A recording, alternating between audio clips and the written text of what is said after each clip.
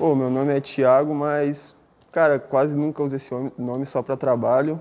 Geral me conhece como T8, geralmente, mas T8AK é o vulgo completo e Sentinela é um bagulho que eu uso mais pra picho e essas coisas, tá ligado? Um bagulho mais underground.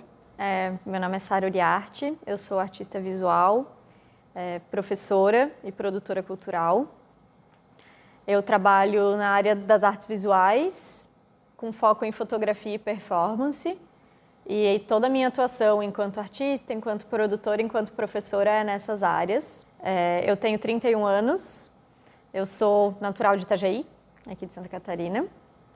Oi, eu sou Guilherme Clabonde, eu tenho 21 anos e eu faço teatro na região. Eu faço parte de duas companhias, inclusive uma é da Univale, que é o GTU, Grupo de Teatro da Univale.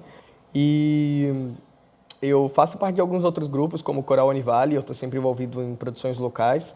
Também faço produção audiovisual aqui na Univale, já fui para festival de cinema ano passado, foi em 2022, e acabei vencendo o festival na categoria Rally Universitário. E é isso, eu sou ator. Eu acho que eu não sei dizer como que a arte entrou na minha vida, porque eu sempre tive imersa nisso, sempre. Eu sou filha de músicos. Então eu fui criada muito na Casa da Cultura, nas galerias, nos espetáculos. Esses lugares da produção artística, principalmente em Itajaí, né, não só, mas principalmente em Itajaí, foram os lugares onde eu passei grande parte da minha infância, da minha vida inteira.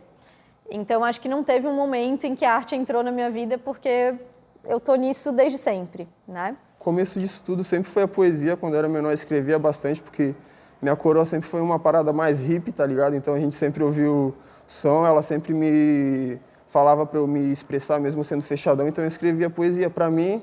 Aí quando eu comecei a jogar basquete, fui entendendo, eu fui escrevendo e com a maturidade eu fui entendendo todas as paradas da sociedade, ciclo de ódio, essas coisas.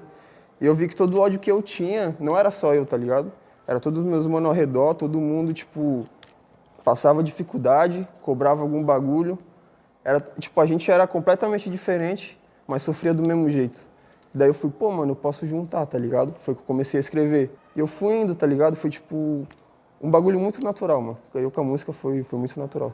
A arte, na verdade, entrou na minha vida de um jeito bem peculiar, porque ela entrou por meio do teatro e foi por conta de uma garota que eu gostava, que ela fazia teatro no colégio e eu ficava a tarde toda vendo as apresentações, vendo eles ensaiarem. E um dia uma pessoa faltou e precisava de alguém para fazer a peça. E eu falei, eu decorei o roteiro todo. Eu decorei todas as falas, todas as marcas, tudo. E daí eu acabei entrando no teatro por conta, né, desse pequeno momento de estupidez.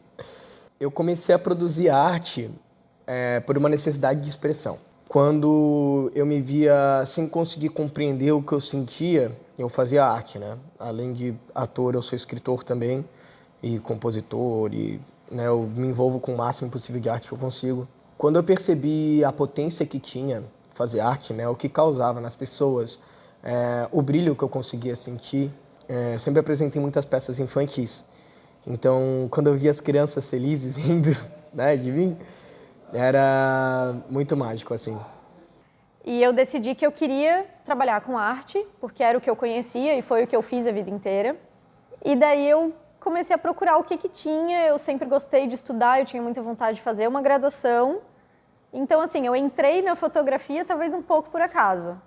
Eu queria alguma área nas artes e naquele momento fotografia era uma das opções que eu tinha. Eu achei muito interessante e acabei assumindo trabalhar com isso e, enfim, isso já faz mais de 10 anos, né? Acabei continuando. Itajaí tem alguns problemas, na minha visão como artista local, que é muito do mesmo. Então, a possibilidade de tu ingressar e tu crescer definitivamente na região é muito complicada. Então, aqui tu acaba entrando em grupos do mesmo, né?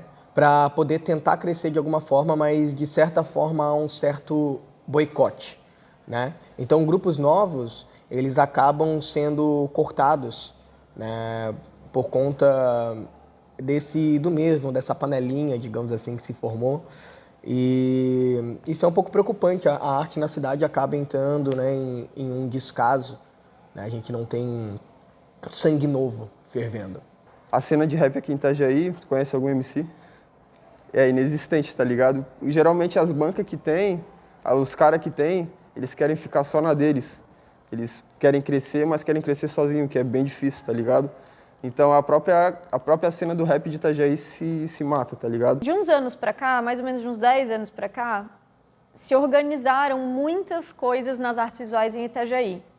E acho que o reflexo disso é hoje a gente vê um número muito grande de artistas e de pessoas produzindo. Então hoje em Itajaí a gente tem uma cena das artes visuais que é muito rica. E acho que o que poderia melhorar sempre está no âmbito das políticas públicas, né? A gente sempre poderia ampliar o fomento, então, falando de forma bem prática, aumentar o dinheiro, mas aumentar as formas de distribuir esse dinheiro também, melhorar essas formas de distribuir. A gente tem muitas pessoas super talentosas, com um trabalho muito bom, que não estão inseridas no circuito, né? E eu vejo que uma das grandes questões é porque nos falta muito em Itajaí essa etapa de uma formação inicial de artistas visuais. A gente não tem muito por onde começar. Então, muita gente começa aprendendo sozinha.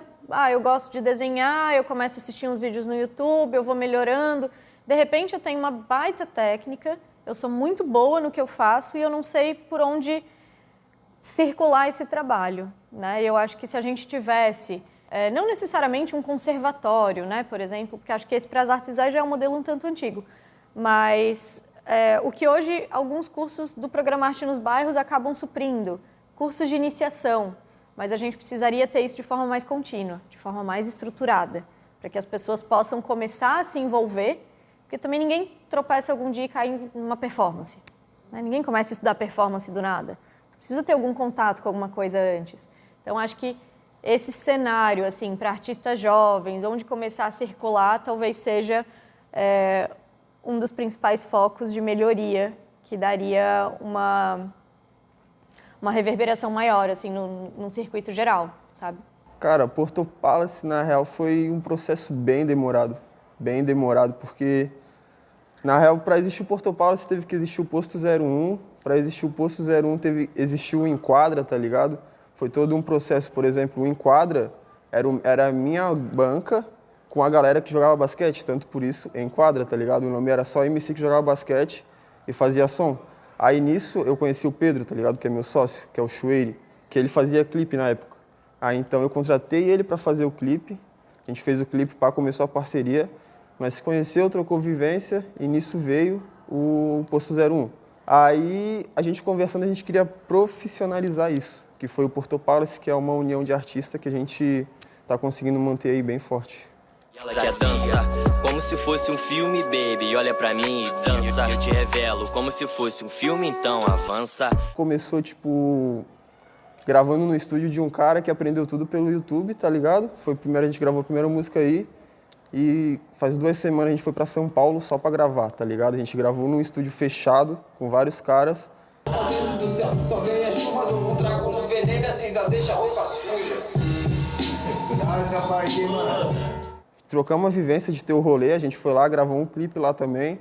Eu não sei explicar com palavras como que a Porto Palace se evoluiu, tá ligado? Eu falo isso, pra mim é exatamente como ela evoluiu, tá ligado? Saiu de um estúdio de um cara que aprendeu pelo YouTube, mas aí, tipo, vendo a evolução, eu vi que podia melhorar, que a gente tava só naquela realidade no momento, tá ligado? Correndo o dia inteiro, não gosto de estar atrasado, o tempo é o inimigo que quero andar ao lado. Quando eu crio um personagem, eu espero que ele toque o público, né? Então eu espero que o público se reconheça um pouco do seu íntimo nesse personagem. E esse personagem, ele tem defeitos, ele tem acertos, ele tem momentos de sentimento. Quando eu exprimo isso, né, em cima do palco, com a intenção de que o público se torne cada vez mais humano e esqueça dessa região que a gente se encontra hoje, do imediatismo e desse mundo máquina que a gente tá, sabe? Eu dei sorte porque a minha mulher, ela é super compreensiva, sabe? Daí, pô, eu viajo assim, passo umas 3 semanas fora, mas aí também a gente chega, a gente viaja, a gente vai para os lugares, às vezes nem isso. Às vezes a gente fica aqui nas praias mesmo, Taquaras, Laranjeiras, ali na Brava mesmo, e daí a gente curte, a gente se diverte, né? É isso aí, sabe? É essa conexão mais empática que eu espero gerar, sabe? Com as obras que eu apresento. Eu sempre penso que eu sou artista porque é isso que eu sei fazer.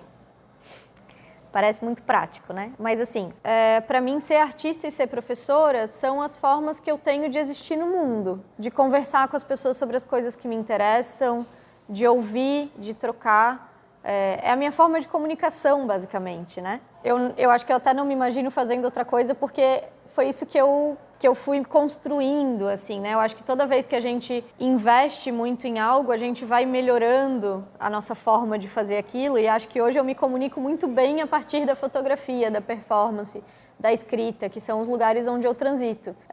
Então, para mim é isso, é a minha forma de estar no mundo e é o jeito que eu consigo me comunicar com as pessoas. Eu tento fazer um bagulho mais poético, obviamente, porque meu estilo de rima é a rima livre, tá ligado? Bastante metáfora e etc.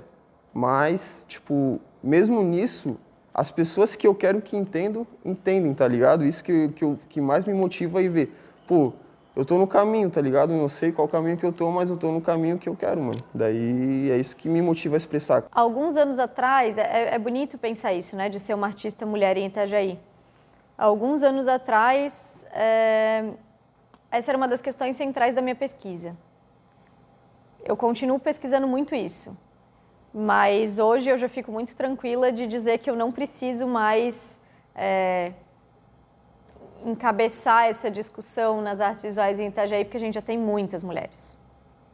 Então isso é muito legal. Alguns anos atrás, quando começou a ter muita roda de conversa nos eventos sobre, enfim, mulheres e o mercado de trabalho, etc., teve uma época que eu não conseguia mais aceitar convite de tanta roda de conversa que eu participei.